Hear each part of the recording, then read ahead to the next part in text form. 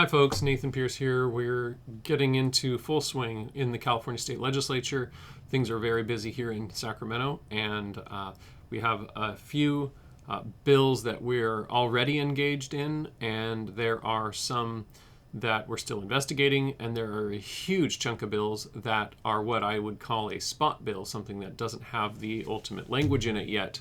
And so we are still waiting, and day by day we're getting more bills with the amended language being inserted into it. Even though the deadline for bills to be introduced was last month, many bills were introduced pretty much as an empty bill, about a third of a page that has room for the bill to be put into it, but it doesn't really have any text yet. So as those get amended and the bills get the text, the code language gets put into those bills, we are evaluating those, we're analyzing them, and we're interacting with legislators' offices to try to understand best how we can engage with those and what bills are most necessary for us to look at. So we're kind of triaging at this point and getting involved in some bills. So that's going on here in Sacramento, and I want to talk with you about a few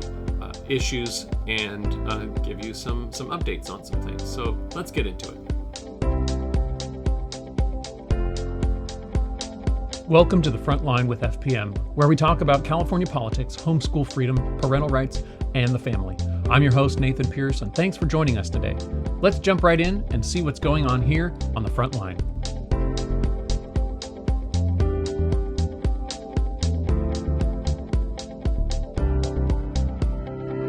All right, so first I want to talk about the MHSA, the Make Homeschool Safe Act.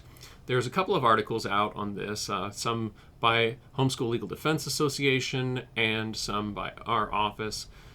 Family Protection Ministries is concerned about the Make Homeschool Safe Act, which is a proposed model bill that has not yet been introduced in California, but is something that has been proposed to be introduced in every state in the union. And that means that it could be seen here in California and it could be seen in any other state. It's only been portions of it or have been introduced in a couple of other states. But the idea is that children in homes are not necessarily safe. Specifically, homeschool family homes are not safe. And so we need to have more legislation to restrict who is allowed to homeschool, how that homeschooling can take place, and what needs to happen if the state doesn't like the type of instruction. So this is a very dangerous piece of legislation, very dangerous proposal, very, very restrictive, and it's something that we need to be very aware of, something that we need to be watching out for, and something that we need to be preparing against. And we have a number of ways that you can get involved to prepare against this type of thing. But in the meantime, we'll get into some other pieces of legislation and some other topics of discussion. A little bit later, we're going to talk a little bit about ESAs and some of the things going on with that, both here in California and across the country. We're going to talk a little bit about some other pieces of legislation that have come up here in California. So a bit on ESAs, education savings accounts.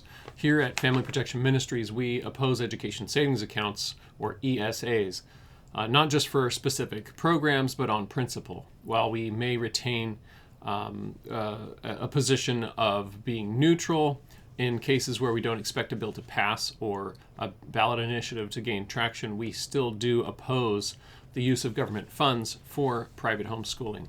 One primary concern is that ESAs could immediately or eventually restrict the freedom of homeschooling families. FPM does monitor ESA-related legislation and ballot initiatives very closely, as our mission is to defend the right of parents to train, educate, and care for their children privately without government interference. So after a thorough analysis together with HSLDA, Homeschool Legal Defense Association, we at Family Protection Ministries do not support ESA legislation due to concerns that its passage would lead to increased government control over private homeschooling. So this is our position. and it's been our position for some time. We have had many questions about whether we would change our position if something were changed in the writing of it. I don't think there's anything that could be done that could change our position on this, because usually the concern or the question that we get is, well, what if we write into the bill that nothing else, no other bills can be written on this topic? Well, that's kind of ridiculous, because whether it's changing the codes, the statutes, or whether it's changing the state constitution, these things are changed all the time, and there's nothing you can do to say they won't ever be changed again. So it's that's not something that could be done. So it's not really a portion of this that we can really bring into the conversation. There's always going to be more legislation written. As you know, in California, we have a lot of legislation every single year. And if it were just as simple as saying no more bills on this topic, plenty of different entities would be promoting legislation that would say just that. But that doesn't work because we pass more legislation. So just one more point on this. When you do have ESAs, and some states have passed them, the state government also, when they hand you that ESA account and they allow you to not pay taxes on the funds that you place into that account, it is your money. You're putting your own money into this savings account, and the benefit, the perk, is that you're not having to pay taxes on it. That's what the education savings account concept is. And in other cases, you might have an education savings account where government funds go into it. They function a little bit differently depending on who's writing the bill. But when you have these programs, the government controls what you're allowed to do with the money once it's in that account. So you earned the money, then you put it into this account, but now the account is controlled by what the government says you're allowed to use it for. So essentially they're letting you put your money into a box, and then they're handing you a clipboard full of rules and saying you have to follow these rules before you're allowed to take your own money out of that box. And in many cases throughout the country, when these bills go into practice, they add more rules to that list as time goes on. So you don't know if your money is going to be allowed out of that box based on today's rules, or whether it's going to be tomorrow's rules or the next day's rules, because they can always change the rules. So it's generally best to maintain control of your own money and not put it in a box for the government to decide what you're allowed to use it for. So we encourage folks not to be pursuing ESAs, both here in California and across the nation, but ultimately we're focused here in California, and we're saying right now we are not supporting ESAs. And if you're interested in looking into it further, we have a number of articles on our website about ESAs. If you go to fpmca.org and check out our articles on ESAs.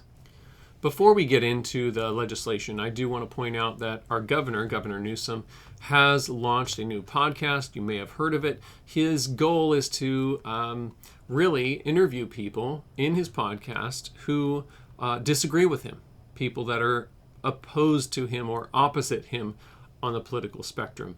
That is going to be interesting to see. I don't know ultimately his goals for where that he hopes that to take him. He does definitely have political ambitions. He has definitely moved forward in politics over the last number of years, and so that's something to keep an eye on. And it's something that can be very entertaining. So you might want to check that out if watching Governor Newsom is something that you find interesting. If you get tired of it, that wouldn't surprise me either.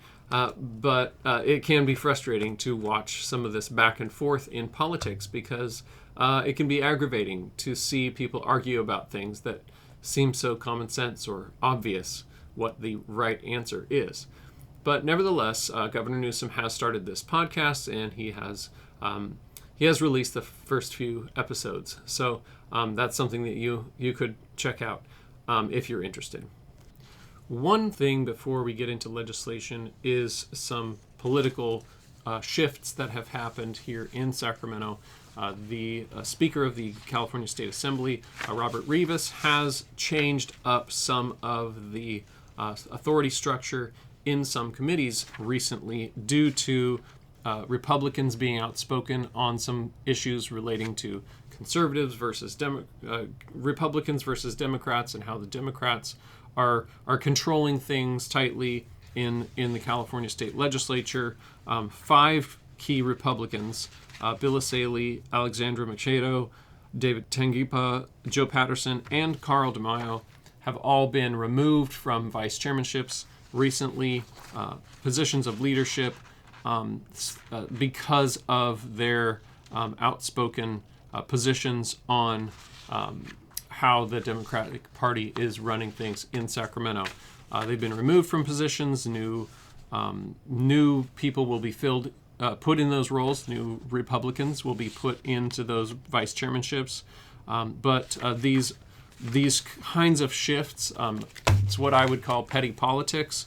It's basically retribution for speaking their minds about politics. And because the Democrat Party, and particularly Robert Rivas, has the ability and the control to be able to assign chairmanships and vice chairmanships in committees, he is able to pull chairmanships away and vice chairmanships away from individual people. And that's the case here. He's removed people from these positions of authority in committees. So they've been pulled out of their leadership positions, and he will be replacing them with other members, other Republicans. And so this is something that happens from time to time. This is sort of a broad sweeping addition of this happening. There's 5 here in this particular news item, according to KCRA 3, that's been reported across the board in various news outlets about how this has been happening.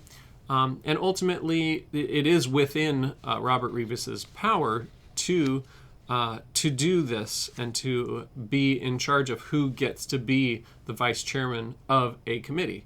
And so he's not without this power. It is power that he has, but it does disrupt the flow, and it disrupts the ability of legislators to do their jobs.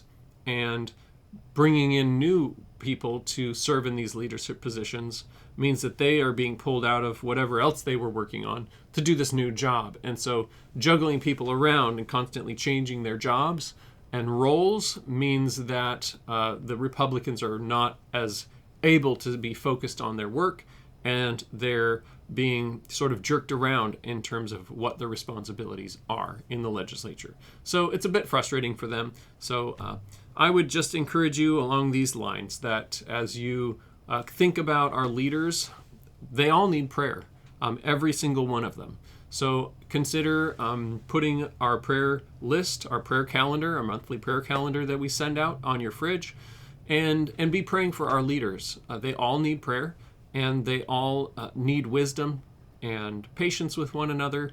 So as you think of them, I would encourage you to pray for our leaders, as we ought to do regularly. All right, now let's go ahead and talk about a couple of pieces of legislation. First, I want to talk about a bill, AB 601 by Jackson, that is about child abuse reporting.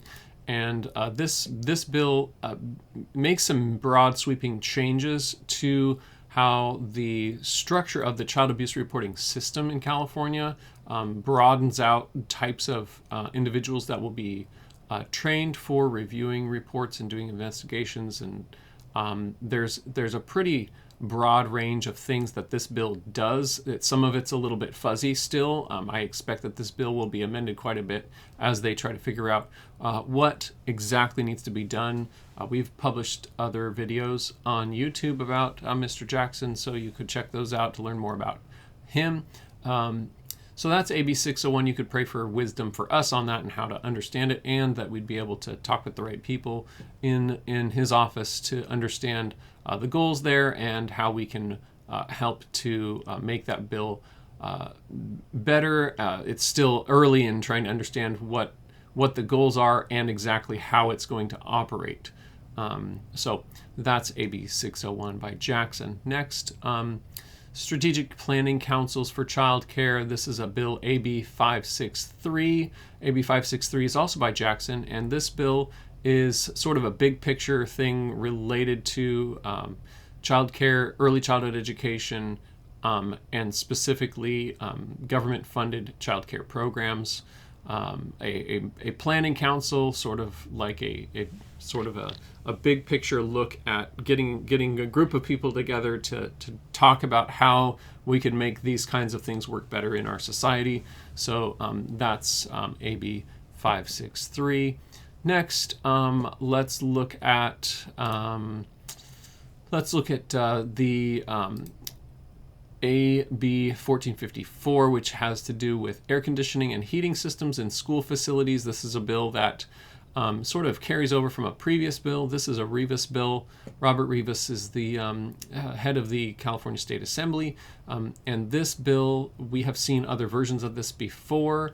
The concern is that the systems need inspections regularly, and this bill requires more oversight over how these systems are functioning. There has been concern in the past that campus school buildings have bad air inside them, and the air is not cleaned and filtered well, and that there may be fumes in the air, and so they're wanting these systems to be investigated and updated. And so 1454 kind of carries on from a previous bill that may impact private schools, and so we're looking at how can we work with them to make this bill not impact single family homeschool programs, so that we don't end up having to redo our heating and air systems. So I don't think it's a huge threat there, because I think they'll work with us on that, but it's something to be aware of and to pray for us on as well. There's a number of other bills that we're working on. This gives you sort of a taste of some of the things we're doing. Again, there's many more bills that are still in the process of getting amended and getting the language put into them. And so be praying for us that we'd be aware of everything and be able to understand motivations and the threat levels of each of these bills. So thank you so much for your support. As we continue on through this year, we'll be definitely interacting with a lot of legislator staffers, testifying in committee hearings, and working on amendment language with committee staff as well as legislator staffers. So be praying for us, and with all of those meetings and interactions with those staff members, be praying for our relationships with them, that they would go smoothly and that we would be able to be effective for homeschool freedom and for families in California. I do have an announcement about our government class that takes place in the fall, August through December. The government class sort of culminates as well in the Capitol Day that happens in early part of the following year. This year, 2025, we're launching our government class, and it consists of two separate classes, government class as well as a parallel class that is economics.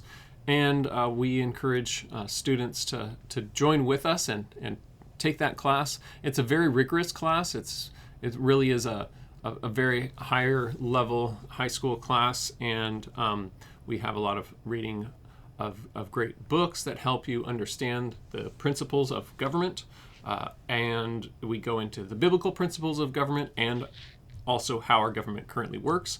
The same with economics, what the biblical principles are in economics and how it currently works in our system. But we also take it a step further than that. So we have a course in government and a course in economics. We give the students the basics of those two courses, anything that you would expect to find in a secular or a Christian class relating to those topics, government and economics.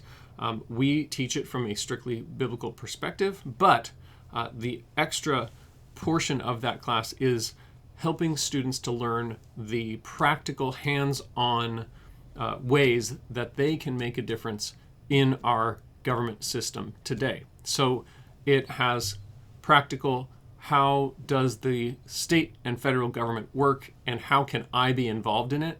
How can my voice be heard in our government? And as you know, we're here at Family Protection Ministries. We're all about engaging people in advocacy. That's what we do here. And so we are adding that it's infused into these classes to help students come out the other end of these classes ready to make a difference, ready to engage in our government system, and ready to make a difference in our world today. So that's what we do here with these classes, Government and Economics for high school students. It's available for high school juniors and seniors, and we would encourage you to apply today. We are taking applications to enroll in these classes for the fall of 2025, and those classes will go, they will be held live over Zoom, and some will be in person. So students can join us either in person in the Sacramento area or online. And those classes are taking place Monday mornings from 10 a.m. to noon. So let us know if you have any other questions. You can contact us through our website, and you can also apply on our website as well. Well, that's it. Thanks for joining us today, and have a great week. Thanks for joining us for this episode of The Front Line with FPM. For more information about the topics we discuss here, check out Family Protection Ministries at fpmca.org and subscribe to our channel.